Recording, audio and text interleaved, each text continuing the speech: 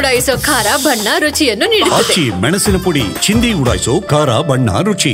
Sir, ಕೋರ್ಟಿಂದ warrant ಬಂದಿತ್ತಾ? ಜೊತೆಗೆ ನಿಮ್ಮ ಪರವಾಗಿ ಲಾಯರ್ ಏನಾದರೂ ಇಟ್ಕೊಂಡಿದ್ರಾ ನೀವು ಅಂತ ಹೇಳಿ? ಎಂದಿಗೂ ಲಾಯರ್ನ ಇಟ್ಕೊಳ್ಳೋದಿಲ್ಲ. ನಾನೊಬ್ಬ ದೇಶಭಕ್ತ ಹೋರಾಟಗಾರ. ಹಣವಿಲ್ಲದ, ಹಣವಲ್ಲದ, ಹಣ ಬಳಸದ, ಹಣ ಬಯಸದ ಸಂಘಟನೆಯನ್ನು ಒಬ್ಬಂಟಿ ಹೋರಾಟಗಾರನಾಗಿ ಎದುರಿಸ್ತಾ ಇದ್ದೀನಿ. ಯಾರ ಜೊತೆನೂ ಇಲ್ಲ ನನಗೆ. ನಾನೊಬ್ಬ ಬರಹ, ನನ್ನ ಇಂಕು, ನನ್ನ ಶಾಯಿ, ನನ್ನ ಪೆನ್ನು ಬಿಟ್ಟರೆ ನನಗೆ ಯಾರು ಸಾಂಗತ್ಯವೂ ಇಲ್ಲ. ನನ್ನ ತಲೆಯಲ್ಲಿ ಬಂದದ್ದನ್ನು ನಾನು ಸಂವೇದನೆಯಿಂದ ನನ್ನ ಮಗಳೇ ಸೌಜನ್ಯ ಎಂದು ಪ್ರಶ್ನಿಸಿದ್ದೇನೆ ಅಷ್ಟೇ.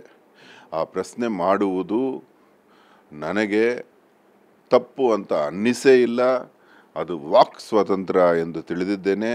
ಆದರೂ ಮಾನ್ಯ ನ್ಯಾಯಾಲಯಕ್ಕೆ ಅದು ತಪ್ಪು ಎನಿಸಿದರೆ ಅವರು ಕೊಟ್ಟ ಶಿಕ್ಷೆಗೆ ನಾನು ಗೌರವದಿಂದ ಬಾಧ್ಯನಾಗಿದ್ದೇನೆ.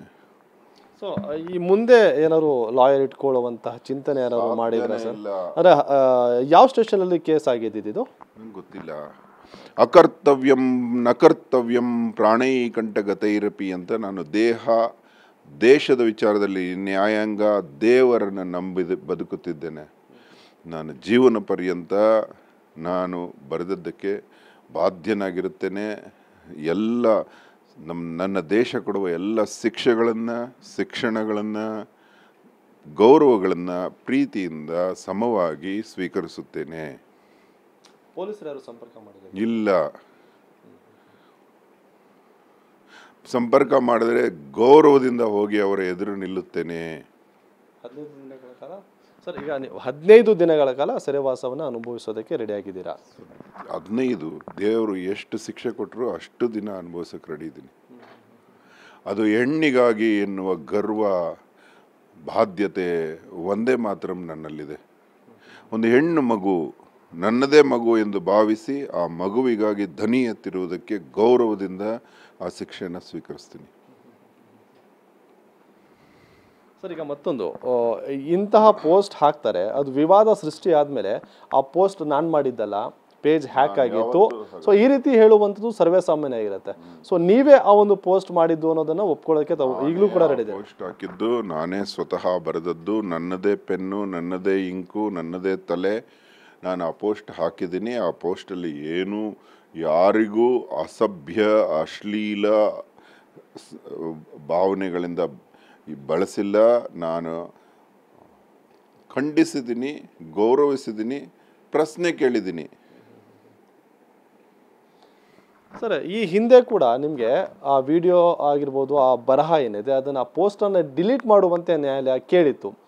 ಸೊ ಅದು ನಿಮ್ಮ ಗಮನಕ್ಕೆ ಬಂದಿತ್ತು ಆ ಸಮಯದಲ್ಲಿ ಅಂತೇಳಿ? ಹೆಸರನ್ನು ಕೂಡ ಸರಿಯಾಗಿ ಸಂಬೋಧಿಸಿದಿಲ್ಲ.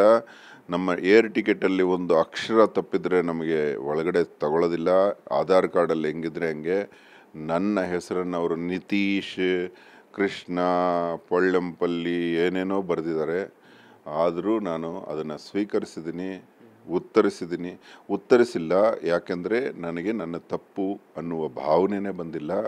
ಅದರಲ್ಲಿ ಅವರು ತೋರಿಸಿರುವ ತಪ್ಪು ನನಗೆ ಅನ್ನಿಸಲೂ ಇಲ್ಲ. ಹಾಗಾಗಿ ಈ ಶಿಕ್ಷೆಯನ್ನು ನಮ್ಮ ಸರ್ಕಾರ, ನನ್ನ ಗೌರವ, ನನ್ನ ನ್ಯಾಯಾಂಗ ಕೊಟ್ಟ ಶಿಕ್ಷೆಯನ್ನು ನಾನು ನನ್ನ ತಾಯಿಯೇ ಕೊಟ್ಟಂತೆ ಸ್ವೀಕರಿಸುತ್ತಿದ್ದೇನೆ. ಇದಿಷ್ಟು ಕೂಡ ಅಹೋರಾತ್ರ ಅವರು ಹೇಳ್ತಿರುವಂಥ ಮಾತು. ಅಂದರೆ ತಾನು ಹಾಕಿದಂಥ ಪೋಸ್ಟ್, ಆ ಪೋಸ್ಟ್ಗೆ ಈಗಲೂ ಕೂಡ ಬದ್ಧ. ಅದ್ರ ಜೊತೆಗೆ ನಾನು ಯಾರನ್ನೂ ಕೂಡ ತೇಜೋವಧೆ ಮಾಡುವಂಥದ್ದಾಗಿರ್ಬೋದು, ನಿಂದಿಸುವಂತಹ ಕೆಲಸಕ್ಕೆ ಹೋಗಿರಲಿಲ್ಲ. ಅದ್ರ ಜೊತೆಗೆ ಮತ್ತೊಂದು ಇಂಟ್ರೆಸ್ಟಿಂಗ್ ವಿಚಾರ ಅಂದರೆ, ನಾನು ಇದುವರೆಗೂ ಕೂಡ ಯಾವುದೇ ಲಾಯರನ್ನು ನನ್ನ ಪರವಾಗಿ ವಾದಿಸೋದಕ್ಕೆ ಇಟ್ಕೊಂಡಿಲ್ಲ, ಮುಂದೆಯೂ ಕೂಡ ಇಟ್ಕೊಳ್ಳೋದಿಲ್ಲ. ನ್ಯಾಯಾಲಯ ಕೊಟ್ಟಿರುವಂಥ ಶಿಕ್ಷೆಯನ್ನು ನಾನು ಪೂರೈಸ್ತೀನಿ ಅನ್ನುವಂಥ ಮಾತನ್ನು ಕೂಡ ಸ್ವತಃ ಅಹೋರಾತ್ರ ಹೇಳ್ತಾ ಇರುವಂಥದ್ದು. ಅದ್ರ ಜೊತೆಗೆ ಪೊಲೀಸರು ಬಂದು ಬಂಧನ ಮಾಡಲಿ ಅಂತ ಹೇಳಿ ಮನೆಯಲ್ಲೇ ಕಾಯ್ತಾ ಇರುವಂಥದ್ದು. ಕ್ಯಾಮ್ರಾ ಪರ್ಸನ್ ಮಹೇಂದ್ರ ಜೊತೆ ರಾಜಪ್ಪಾಜಿ ನಾಯಕ್, TV9 ಬೆಂಗಳೂರು.